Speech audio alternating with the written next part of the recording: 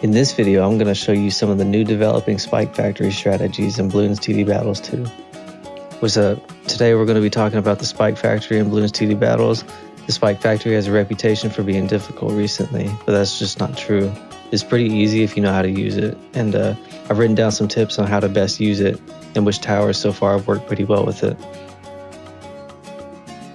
Now, the core piece of this build revolves around the Spike Factory cushioning problematic rounds and offering more security so you can focus on your economy. You can often go above 2,000 economy per tick by round 20, while also having to do very little micro on other ability builds or things such as the Minigun.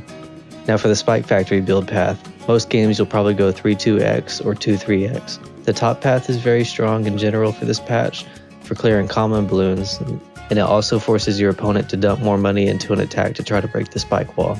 The middle path is generally better for a long late game where the losing factor is usually blimps slipping past.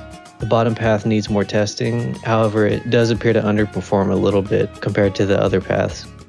Because most games end before round 40, going the bottom path generally feels a little bit less efficient than stacking multiples of the top or middle paths. For the early game, I've tested a few towers, and here are the couple towers of interest and my recommendations surrounding them. They're the Tack Shooter, the Druid, Boomerang, the Ninja, and the Minigun. In this patch, the double Tack Shooter was nerfed relatively hard, but just building a second one now makes up for it. I've tested running Druids instead of Tacks, but it seems like they can't keep up with the early game pressure that most people apply. Having double Lightning Druid also struggles. A tower that popped up on my radar recently is actually the Boomerang. The Boomerang seems very, very powerful early game due to its relatively low cost and its auto target from its top path. I was hesitant to use it at first due to the fact that it doesn't scale with Oben's level 2 ability, but in this case it doesn't really affect it too much because you can spread out your towers as opposed to stacking them all in location, offering some more solid gameplay on maps that have multiple tracks. The Ninja overall is still extremely powerful in this patch.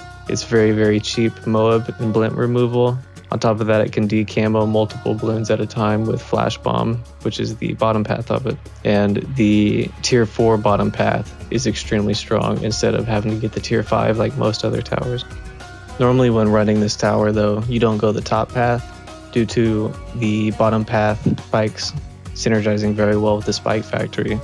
However, in this update, the top path is now a lot more viable than just stacking multiple middle and bottom path ninjas. Generally, how I use it in my games is just one top path ninja and then one shinobi, one bomber. These three towers can handle the early game relatively well all the way up until round 13. By then, you want to start bringing in other towers. One of the weak points of this strategy is actually camo lead. So when you do run this build or run these ninjas, you want to watch out for the camo leads early and get a bottom path ninja down relatively quickly. This 1x24 bomber is generally needed by round 20.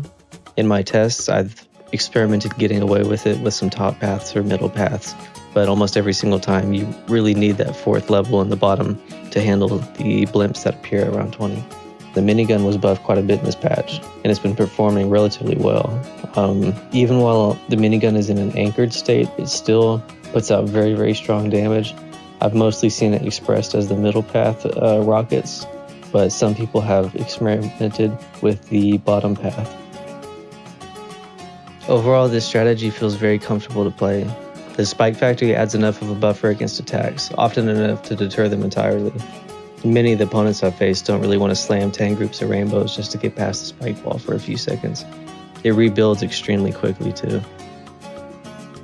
The new patch overall has made the early game a little more chaotic, and the deep late game scaling tends to fall off without tier 5 towers.